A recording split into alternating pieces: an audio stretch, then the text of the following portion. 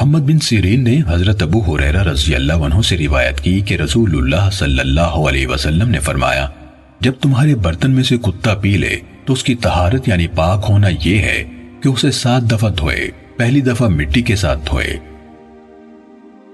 حمام بن منبہ نے کہا، یہ احادیث ہیں جو ابو ہریرہ رضی اللہ عنہ نے ہمیں محمد الرسول اللہ صلی اللہ علیہ وسلم سے سنائی۔ پھر انہوں نے کچھ احادیث بیان کی، ان میں سے ایک یہ بھی تھی کہ رسول اللہ صلی اللہ علیہ وسلم نے فرمایا، جب تم میں سے کسی کے برتن میں سے کتا پی لے تو اس کی پاکیزگی یہ ہے کہ اسے 7 دفعہ دھوئے۔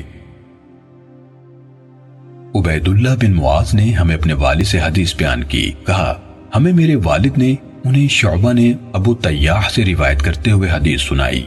اور انہوں نے مطرف بن عبداللہ سے سنا۔ ابن مغفل رضی اللہ عنہ سے روایت ہے، انہوں نے کہا رسول اللہ صلی اللہ علیہ وسلم نے کتوں کو قتل کرنے کا حکم دیا، پھر فرمایا ان کا کتوں سے کیا واسطہ ہے؟